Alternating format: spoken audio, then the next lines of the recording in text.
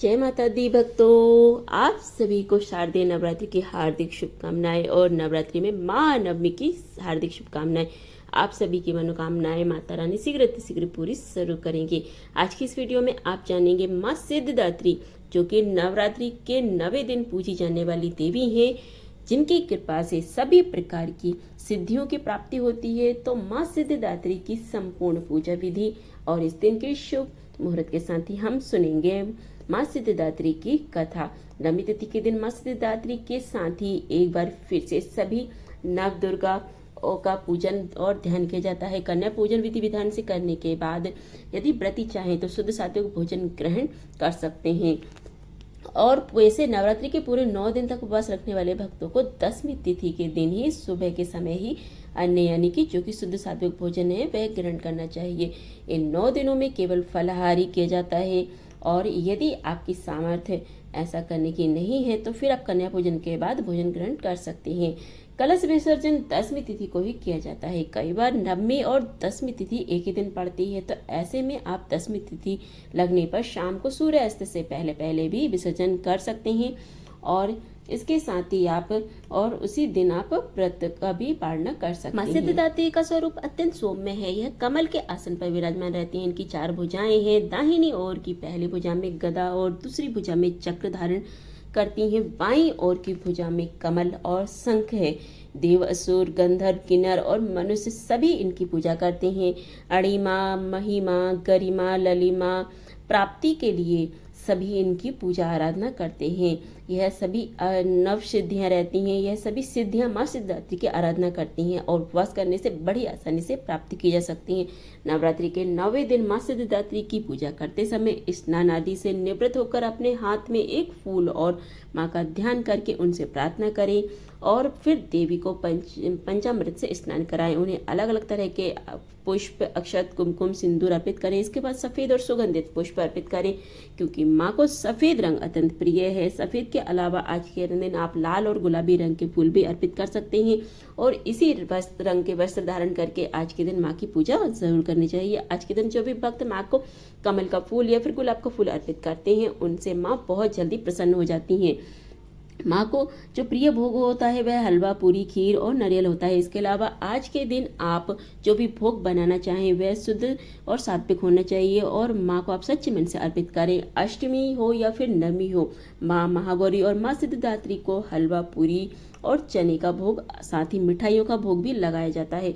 यदि आपकी सामर्थ्य हो तो आप इन सभी का भोग लगाएं, नहीं तो आप लौंग और बतासे का और पान, सुपारी, इलायची का भी भोग लगा सकते हैं, माँ को अर्पित कर सकते हैं। नवरात्रि की पूजा माँ सिद्धिदात्री की पूजा के बिना अधूरी मानी जाती है। इसलिए जिनके घर में यदि अष्टमी के दिन कन्या पूजन किया जाता है तो उन लोगों को भी माँ सिद्धिदात्री की पूजा अवश्य ही करनी चाहिए, तभी उनके नवरात्रि के व्रत सफल होते हैं।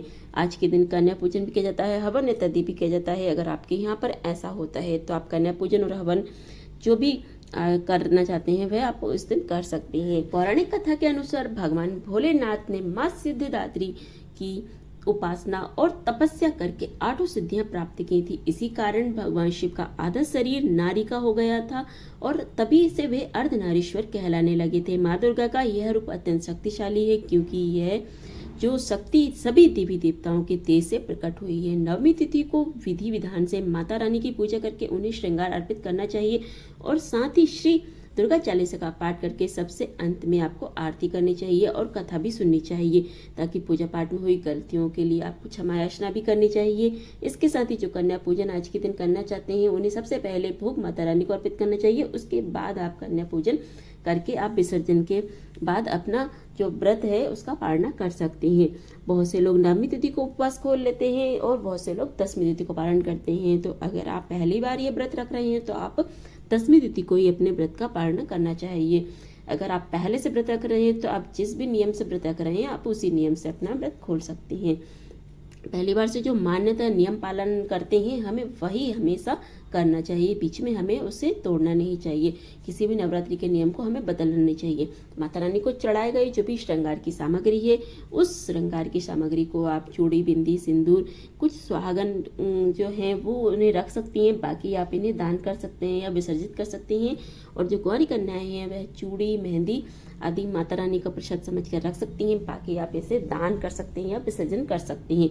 माँ सिद्धिदात्री की जो पूजा का मंत्र है वह है ओम देवी सिद्धि नमः। आइए अब हम सुनते हैं माँ सिद्धिदात्री की कथा।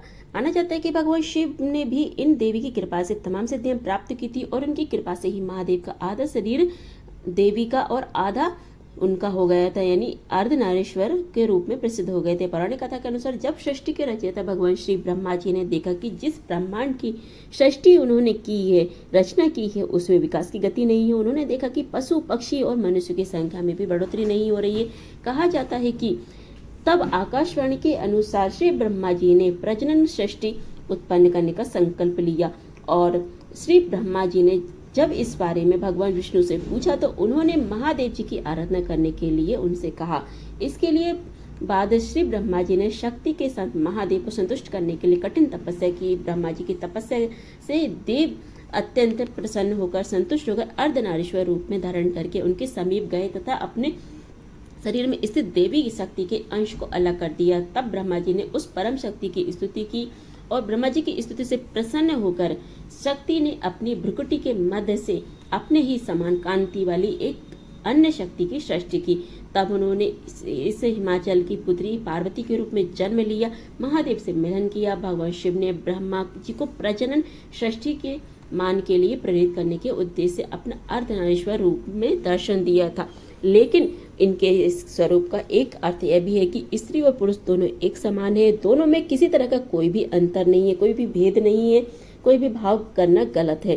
नवरात्रि के 9वें दिन माँ सिद्धिदात्री की पूजा करते समय स्नान आदि से निवृत्त होकर अपने हाथ में एक फूल लेकर के माँ का ध्यान करते हुए, उनसे क्षमा याचना करते हुए, प्रार्थना करते हुए देवी को पंचामृत से स्नान कराएं, उन्हें अलग अलग तरह के पुष्प चढ़ाएं, अक्षत, कुमकुम, सिंदूर अर्पित करें। इसके बाद सफेद पुष्प और सुगंधित फूल उन्हें अर्पित करें। माँ को सफ़ेद रंग बहुत ही प्रिय होता है, तो इसके अलावा आप आज के दिन माँ को लाल और गुलाबी रंग के फूल भी अर्पित कर सकते हैं।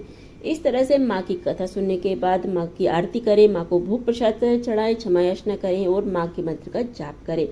आपकी जो भी 9 दिनों में पूजा की है, आपने जो भी चौकी लगाई है, कलश स्थापना की है, ज्योत आपने प्रज्वलित की है, उसकी आपको पूजन करनी चाहिए। उस दिन खीर, हलवा, पूरी बना करके कन्या पूजन करवाना चाहिए। पहले माँ को भोग लगाना चाहिए, उसके बाद उसे कन्या पूजन करना चाहिए। फिर आपको 10वीं तिथि के दिन अपना व्रत का पालना करना चाहिए। इस तरह से आगे और आप विधि विधान से माँ सिद्धिदात्री की पूजा करते हैं तो आपके नवरात्रि के 9 दिनों का पूजा फल आपको प्राप्त होगी और आपकी हर मनोकामना माँ सिद्धिदात्री शीघ्र पूरी जरूर करेंगी। ये थे हमारी आज की 9वीं तिथि की माँ सिद्धिदात्री की कथा और पूजा विधि के बारे में, भोग प्रसाद के बारे में, माँ सिद्धिदात्री के मंत्र के बारे में। चलिए फिर मिलते हैं अब अगली वीडियो में अगले उपाय और अगली जानकारी के साथ। जय माता दी भक्तों।